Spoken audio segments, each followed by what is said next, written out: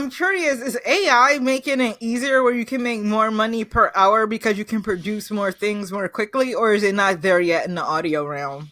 I was just having this. I just posted about this. I don't know if you saw my post No, I about this. didn't I get to just see posted it. about this.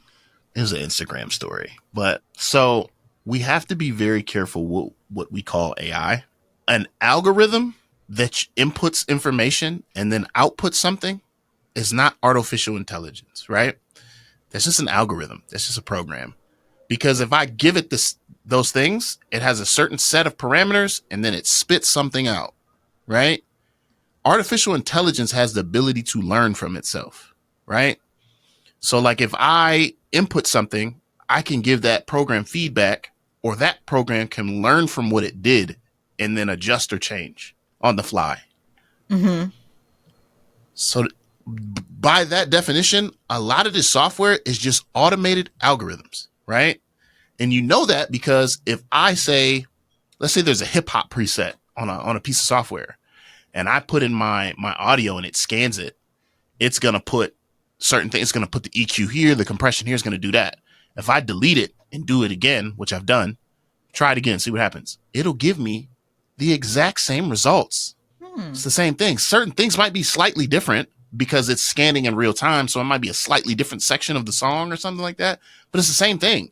If I say, no, software, I don't like when you boost the low end, it's still going to boost the low end. It's not learning. It's not intelligent. You know what I mean? It's just an automated process.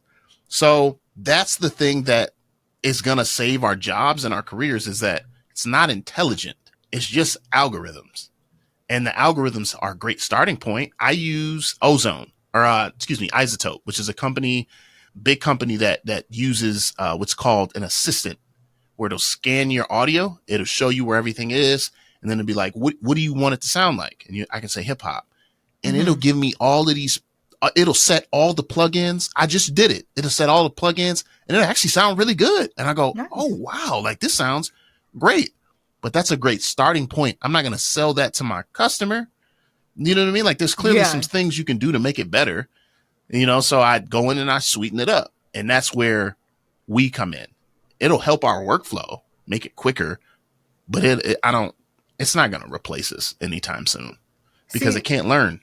that's good to hear for audio engineers. I, as a writer, am in danger of being replaced. The AI, like, can well, actually there's debate. There's debate in this industry too. Is the AI intelligent enough to replace writers? But I think to a degree it is. I finally got to the point with AI where I could get it to spit out some pretty good stuff. At first I couldn't. I was like, oh, this is trash. AI will never replace me. But now I learned to prompt engineer better, and it can spit out some pretty decent copy. So I'm like, oh man, I may need to pivot Mm. real quick. But I'm glad for you guys that it sounds like the AI is not as intelligent, and it may not even actually be AI anyway. So that is good news. And the thing about it is even in your industry, in both of our industries, it's only producing what has been done, right? That's It's true. only referencing what has been done already. It's just taking what's already been done and putting it in a different, like weaving it different. That's how it's able to do that art style stuff. That's stuff that people already drew, different styles they've already used. It's just putting them together in different ways, which to me doesn't replace any. It makes for a good producer. You know what I mean? Like to Yeah. get some good ideas, but it doesn't replace that ability to create new thoughts and new processes and new ideas. And so if my client, if I'm only using AI and he's like a client I was just working with, he's like, hey, I don't think it sounds a little too dry. I need a little bit more reverb over this master that you gave me. It didn't put reverb on it because the reference that I gave it didn't have reverb on it, Mm-hmm. but he wanted reverb. So what does the client want? The client isn't looking for like just the best of what hip hop or whatever is, you know what I mean? The Yeah. client's looking for very specific things. And so the AI is a great starting point. Or if you're your own boss and you're producing your own podcast and you have no idea what audio standards are, just put it through the AI and it'll do, if that's good enough for you, great. Is it going to sound as good as Joe Rogan's? No, because Joe Rogan has a person. Yeah.